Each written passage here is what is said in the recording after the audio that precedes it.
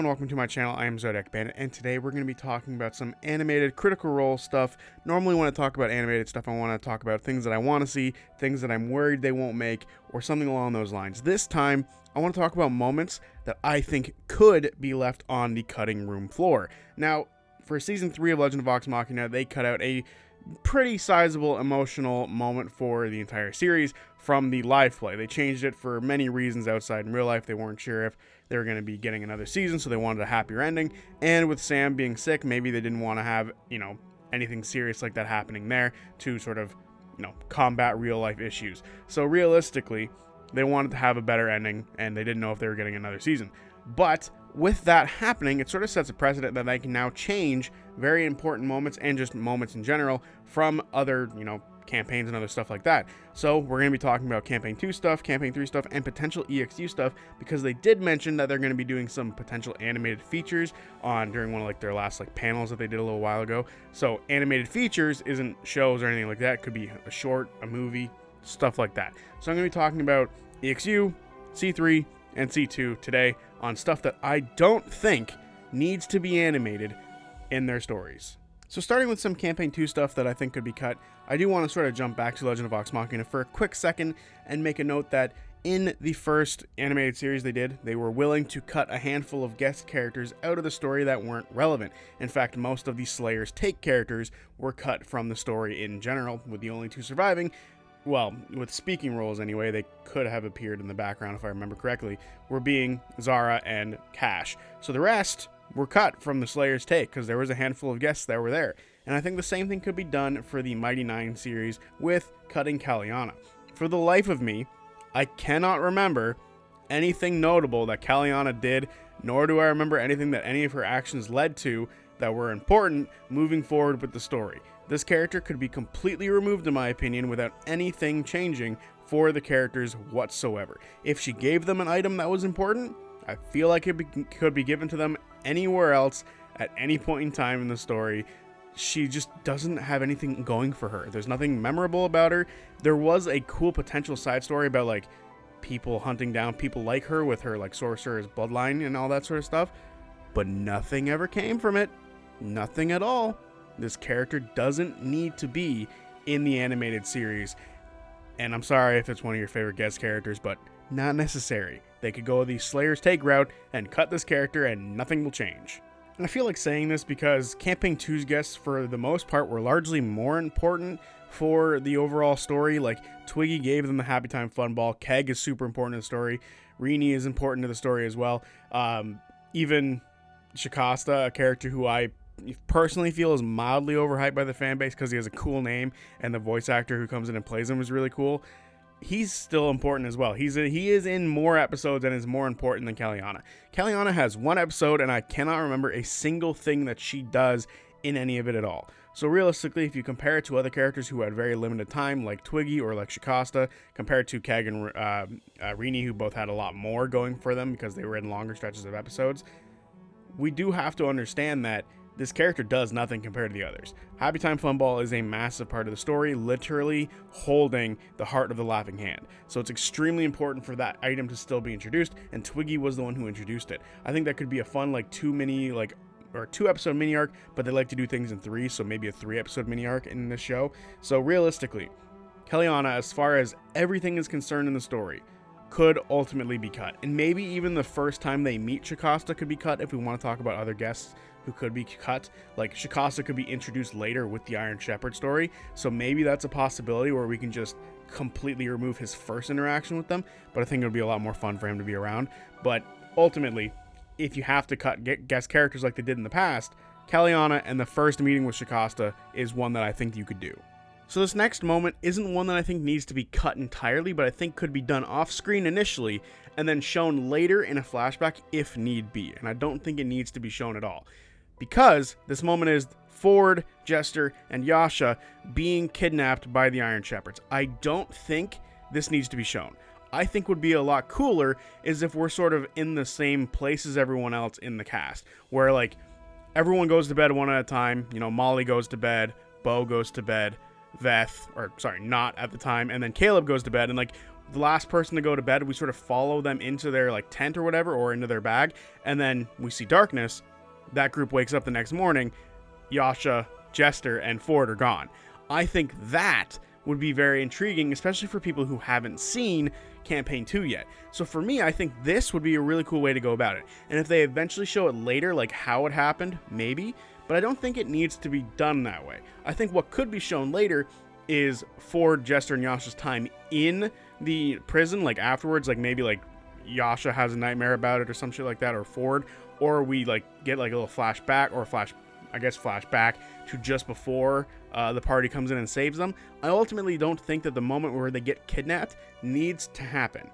I think what should happen is, like I mentioned before, everyone else goes to bed, the group wakes up, the Fabulous Four are the ones who are remaining, and the others are gone. I think that would be really intriguing, especially for people who haven't seen Campaign 2, because now a mystery is built up, and pieces will be put in place when they come across Keg, when the party chases after them, and when eventually they come into contact with Lorenzo, and Molly's killed during that fight. Holy shit, we understand how this guy was able to capture 3 members of the party without waking up everyone else, because he's a beast. It'll really build up Lorenzo to not show us him kidnapping the 3 members who get kidnapped. And I personally feel like not having it at all would be a lot stronger than to eventually flash back and showing us. But if they wanted to, they still can. And now for the last moment I think could be removed from a animated Mighty Nein show. And it's all based around the fact that in the Legend of Vox Machina animated series, death is a lot harder to come back from. It's not as easy as just taking a diamond that becomes accessible with the more money you have, crushing it, and reviving somebody. Of course, Critical Role has their own like revival rules, but it's not that easy anymore. It's no longer as simple as rolling a dice, and for the most part, it's succeeding because the DC's low. It is now a lot harder. It's a lot more of a big ordeal to go through. You basically had to have the champion of the Raven Queen there. You had to have a bunch of this magical power going into it. You needed a ton of things to be able to bring Percy back in the Legend of Vox Machina animated series. So, with all of this being said, I personally feel that killing off Luke is no longer necessary. Luke dying because of a mistake the party made, while it was interesting for us to see in a live show, or not in a live show, but like during the live broadcasting of the show, it's not necessary anymore for us to see, because it's not going to be easy to revive him. Yes, there's 2 clerics there. You could argue that there is going to be an easy enough way to revive this kid, but if that's the case, you know, it took them like forever to revive Percy, so why not just go back and grab Molly and pump him back to, you know, coming to life? I don't think that's going to happen here. We shouldn't kill Luke off, because if we don't, we're now playing with the rules of how we revive people in the show versus playing D&D on live stream. So realistically, if we want to keep these rules in place that it takes a lot of effort to be able to bring somebody back, you need to not kill off this kid and instantly revive him. So it's better just to have him get burned. If he gets burned while they're in the realm of fire, I think it was the flaming realm or whatever, that's fine. Getting him injured because of a mistake is a lot better than killing him off, because the lesson is still learned that they need to be a little bit more protective of things as they move forward going into this location of the story they're going to. So realistically, not killing Luke is probably a good move, not just for the story and for the rules of the world they've laid out, but also just because I think it would mess with the ratings to kill a kid. Just a little bit. I don't know. Like, literally the rating of the show. Like, would it be PG-13 or whatever the heck the rating is? I'm pretty sure it's mature anyway, but it might get a little iffy with with Amazon Prime there. So, probably best not to mess with it too much. Alright, so now we've moved on from Campaign 2 stuff that I don't feel like needs to be animated. Now, to move on to some EXU stuff, because technically EXU Prime happened before Campaign 3. So I'm going to talk about EXU first, because most of what I'm talking about revolves around good old EXU Prime. So, the first thing I feel like could be cut from an animated series or animated feature, because this is where I think that sort of verbiage comes in, I think EXU Prime would likely get like a movie or something like that to sort of introduce the characters of Fern, Dorian, and Aurum into the story. But it's that introduction to the live show or the live play that I feel like could be changed a little bit. Because it opens with a pissing contest, a literal pissing contest where they pee off a roof.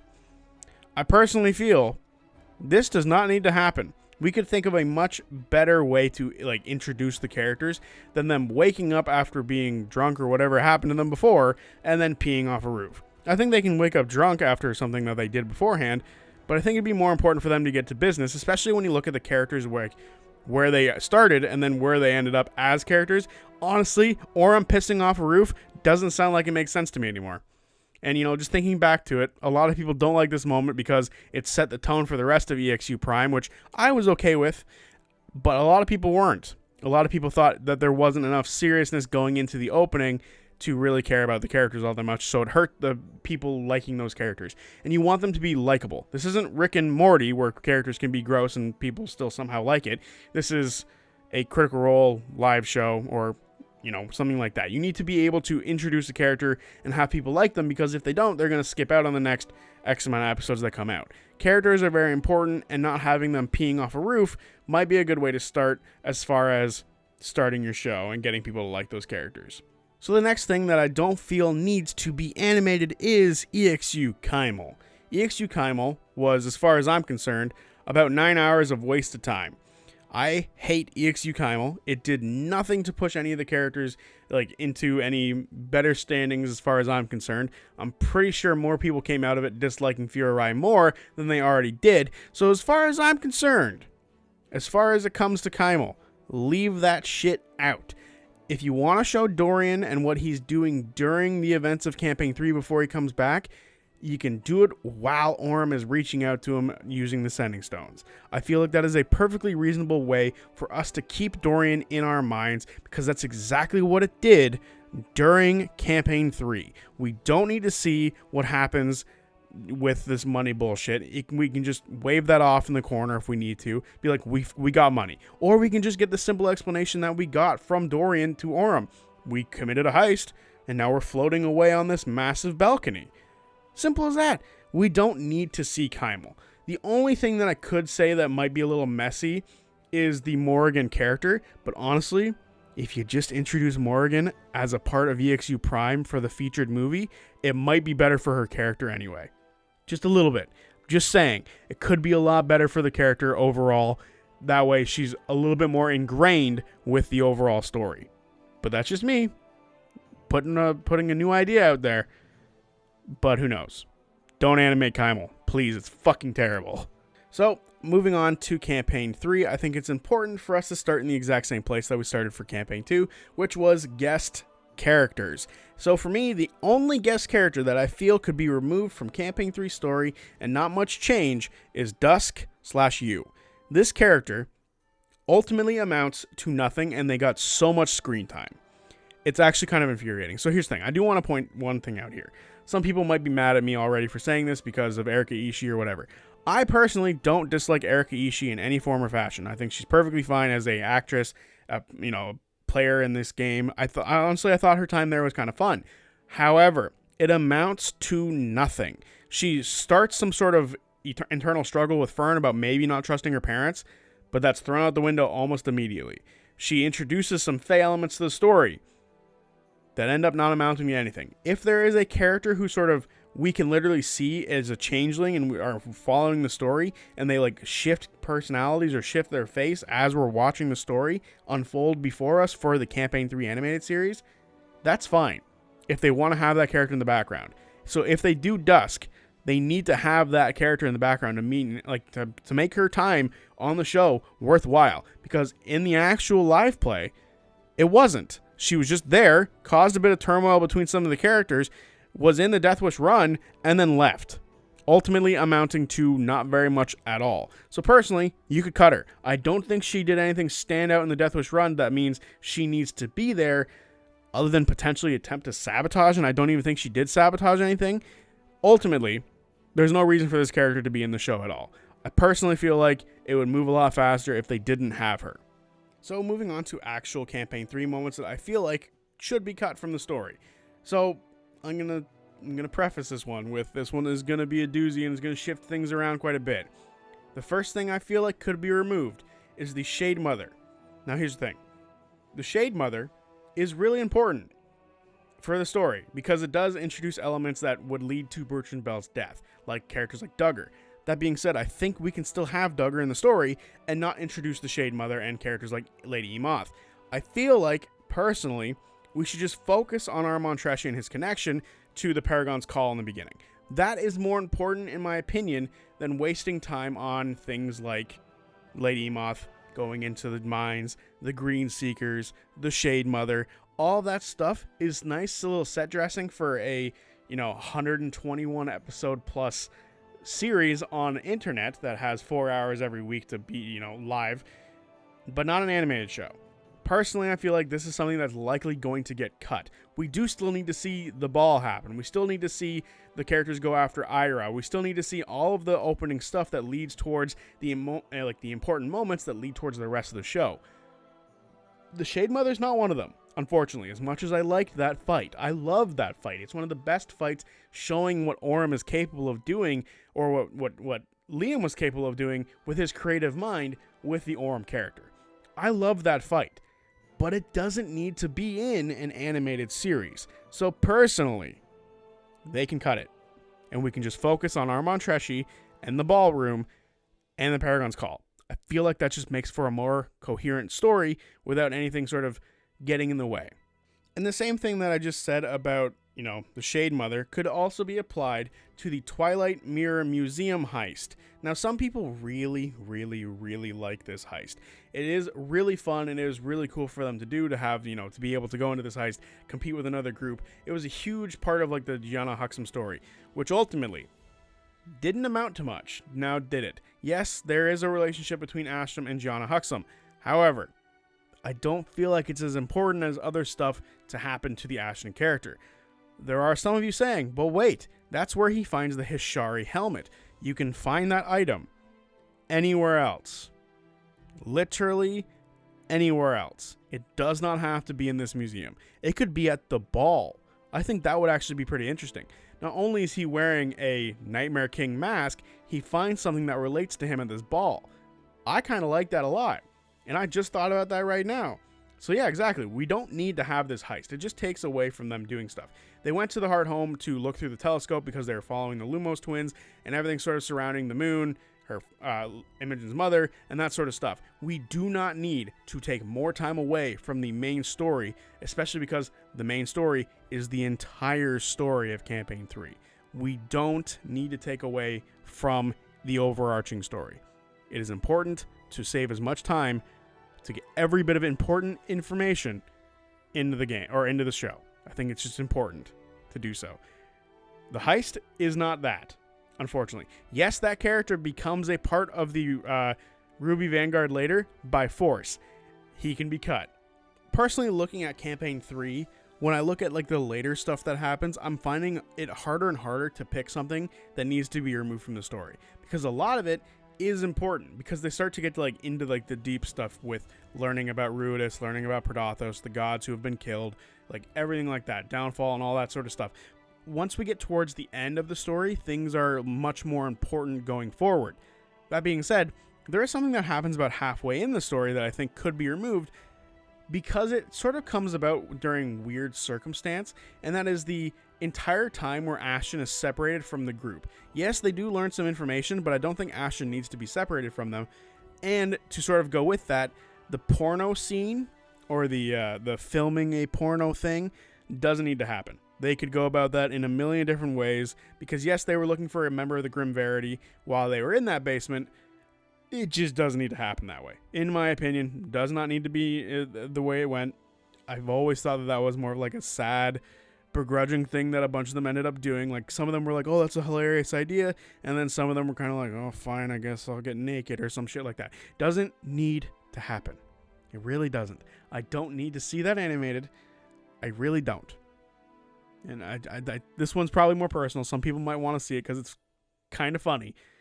I personally have always thought of it as a little sad. So, don't need to see that one. Thank you. So there you have it. Moments I don't think need to be animated in the upcoming Mighty 9, EXU, or Bell's House projects that are coming in the future, or potentially coming in the future. We don't know how long this ride is going to last. So realistically, I feel like these moments don't need to be in the story at all. Some of them are important, some of them aren't. Some of them show character development stuff, but some of them, I don't feel like needs to be in that exact spot. It could be moved around and stuff like that. So let me know what you guys think. Tell me your moments that I missed, but tell me the moments that you think don't need to be animated, and tell me guest characters that you don't think need to be there, because they really did chop a hell of a lot of guest characters out of the first show. So I would be really interested in seeing what other people think as far as moving characters around, getting rid of them, and all that sort of stuff. So I will see you guys on Friday for the recap of episode 4 of the Age of Umbra. And for those of you who like to be part of the streams that we do for, every week, we have 1 Oblivion stream and then 2 Baldur's Gate streams. I'll be getting back on the schedule starting Wednesday, so we'll be back with Baldur's Gate. And yeah, I'll see you guys then. For those of you who know, you know. For those of you who don't, that's fine. Peace.